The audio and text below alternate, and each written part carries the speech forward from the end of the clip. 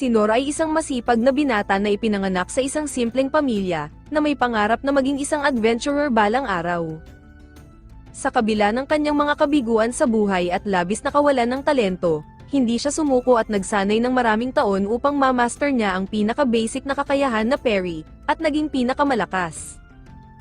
Nagsimula ang series kay Nor na maagang nagbabanat ng buto upang kumita ng pera, habang sa hapon naman ay tumutulong siya sa isang construction site at nagbubuhat ng ilang sako ng semento na dinaig pa ang uminom ng 6 na cobra. Ngunit matapos ang kanyang trabaho ay bigla siyang nakarinig ng isang sigaw, na kung saan nang tignan niya ito ay bumungad sa kanya ang isang grupo ng mga kabalyero na prinoprotektahan ang isang nakatali na babae, laban sa pangit na si Minotaur. Ito ang naging dahilan upang maalala ni Nor noong siya ay isang normal na bata pa lamang, at inaasikaso ang kanyang inang may malubhang karamdaman. Pinunasan ng kanyang ina ang dumi sa kanyang mukha, habang humihingi ito ng tawad dahil wala man lang itong magawa para sa kanya. Kinagabihan, matapos ihanda ni Nor ang kanilang masarap sanang hapunan, nakita niya na lamang na pumanaw na ang kanyang pinakamamahal na ina. Nang ilibing niya ang kanyang ina sa tabi ng puntod ng kanyang ama, doon na nagsimulang mamuhay si Nor ng mag-isa at gawin ang mga pang-araw-araw na gawain, ngunit nalulungkot pa rin siya sa tuwing wala na siyang kasalo sa pagkain. Isang gabi, nang matagpuan ni Nor ang isang libro, naalala niya na ito ang libro na madalas basahin ng kanyang ama noong nabubuhay pa ito. Ito ang kwento ng isang adventurer kasama ang kanyang mga kaibigan na ginawa ang iba't ibang misyon upang iligtas ang lahat mula sa hari ng mga patay, na kung saan ito ang naging dahilan upang maalala niya ang sinabi sa kanya ng kanyang ina, na mamuhay siya sa paraan na gusto niya.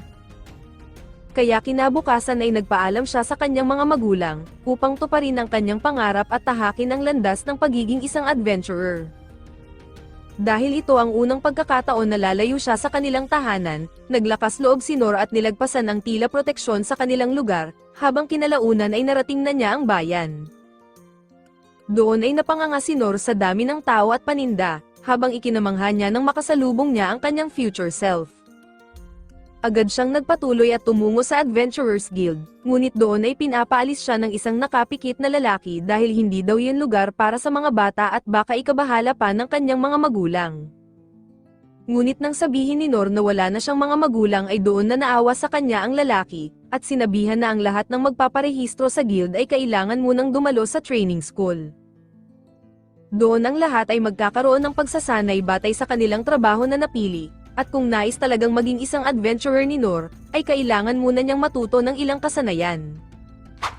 Kaya dala ang nag-uumapaw na determinasyon ay tumungo si Nor sa training school upang matuto bilang isang swordsman, kung saan nakasama niya ang mga mas matatanda sa kanya. Ngunit makaraan ng ilang linggo ay pinatigil na si Nor ng kanilang guro dahil ang tanging natutunan lamang niya ay ang parry, kung saan pinayuhan siya na pumili na lamang ng ibang landas bukod sa espada. Kaya't nagsanay na lamang si Nor bilang isang warrior dahil nais niyang maging si Tigreal, ngunit pinatigil din siya ng guro roon dahil hindi angkop sa kanyang katawan ang mabibigat na pagsasanay, na maaari pa niyang ikamatay. Hindi pa rin sumuko si Nor sa kanyang pangarap at tumungo siya sa ibang training school, ngunit maski sa archery at pagiging thief ay hindi rin siya nag-qualified. Habang singliit lamang ng apoy ng palito ang kaya niyang gawin bilang isang mage, hindi rin siya tinanggap bilang isang healer dahil mababang antas lamang ng pagpapagaling ang kaya niyang gawin. Nang bumalik si Nor sa guild, ikinagulat ng lalaki na wala man lang siyang natutunan na kahit isang disenteng kasanayan sa loob ng 3 buwan. Kaya malungkot siyang bumalik sa kanilang tahanan, habang humingi siya ng paumanhin sa kanyang mga magulang dahil sa kanyang kabiguan, at inamin na wala siyang talento sa pagiging isang adventurer. Ngunit tumanggi pa ring sumuko si Nor at nagpasya siyang ituloy ang kanyang pagsasanay, habang iniisip ang payo ng kanyang guro sa espada, na kapag sinanay niya ang tanging kakayahan na mayroon siya ng paulit-ulit, ay maaari siyang matuto ng bagong kasanayan. Kaya gamit lamang ang kanyang kakayahan na parry, nagsanay siya mula umaga hanggang magdamag sa loob ng 1 taon, hanggang sa punto na kayanan niyang sumalag ng 10 espada sa isang paghinga lamang. Lumipas pa ang 3 taon at nagawa na niyang sumalag ng 100 espada, ngunit wala pa rin siyang nabubuksan na bagong kasanayan. Gayunpaman ay hindi pa rin sumuko si Nor sa kanyang pangarap at nagpatuloy siya sa pagsasanay hanggang masira na niya ang kanyang hawak na espada, at pinagaling ang kanyang kamay gamit ang mababang antas ng pagpapagaling. Lumipas pa ang 10 taon at nagawa na niyang sumalag ng 1,000 espada, na sa sobrang lakas ay pati ang kagubatan sa kanyang paligid ay naalog niya. Gayunpaman, hindi pa rin kumbinsido si Nor dahil hindi pa rin siya natututo ng bagong kasanayan.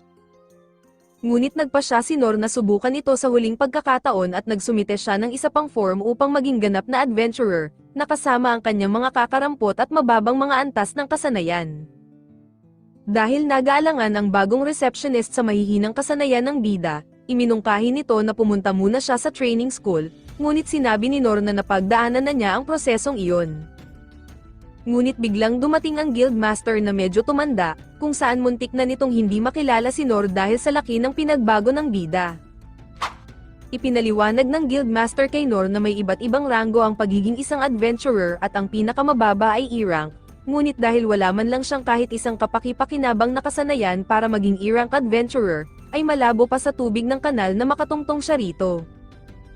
Ngunit biglang naalala ng guildmaster na may mababa pa sa E-rank at iyon ang F-rank adventurer, ang pinakamababang ranggo na marahil walang masyadong nakakaalam nito. Subalit sinabi ng guildmaster na may limitasyon ang pagiging isang F-rank adventurer, kung saan ipinagbabawal ang paghunting o pagpunta sa labas ng bayan upang kumuha ng mga item, habang ang tanging pinapayagan lamang ay ang pagkuha ng iba't ibang trabaho sa loob ng bayan. Kaya kahit ganoon ay agad na tinanggap ito ng bida, kung saan nakuha na rin niya sa wakas ang kanyang lisensya sa pagiging isang adventurer. Mabilis pa sa 4:00 na sinimulan ni Nor ang pagkuha ng mga trabaho sa bayan, kung saan gamit ang kanyang mga low-level skills ay nagagampanan niya ang pagiging isang F-rank adventurer. Habang matapos naman ang mga gawain sa umaga ay nagsasanay naman siya sa hapon, kung saan masaya si Nor na natupad na rin sa wakas ang kanyang pangarap na maging isang adventurer, na nakakatulong sa mga tao. Nang bumalik ang eksena sa kasalukuyan, biglang inatake ni Minotaur ang kapitan ng mga kawal, na kung saan sa isang atake ay binawian agad ito ng buhay. Habang matapos din itong paslangin ang natitira pang mga kawal, isusunod na sana ng halimaw ang babae ngunit binato ito ni Nor upang makuha ang atensyon nito, at upang makatakas din ang babae. Kaya nang atakihin siya ng halimaw ay ginamit ni Nor ang kanyang parry skill upang salagin ang mga nakakamatay na atake ng halimaw, ngunit dahil wala siyang ibang kasanayan ay hindi niya ito magawang atakihin. Ngunit nang mapansin ng halimaw ang nanigas sa takot na babae, muli itong pinunterya ng halimaw ngunit mabilis na pumunta si Nor sa harapan nito upang salagin ang atake, na nagresulta sa pagkasira ng kanyang espada.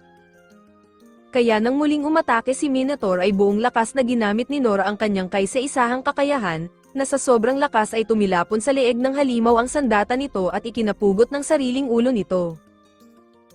Sa huli ay muling nawasak ang hawak na espada ni Nor habang nakalaya naman ang babae mula sa pagkakagapos. Nang tanungin nito ang kanyang pangalan ay suplado pala sa personal ang bida, habang dumating na rin ang iba pang mga kawal. Nang makabalik si Nor sa bayan ay naisip niya na muntik na siyang mapatay ng pangit na baka, kaya ipinangako niya sa kanyang sarili na kailangan niya pang magsanay ng husto. Samantala ay inimbestigahan na ng mga nakakataas ang namatay na halimaw, habang ang babae kanina na nagngangalang Lady Lin ay nagbigay respeto naman sa mga namatay na kawal. Bigla naman dumating ang kanyang personal na bodyguard na si Ines, kung saan humingi ito ng tawad dahil wala siya sa tabi niya noong mangyari ang insidente.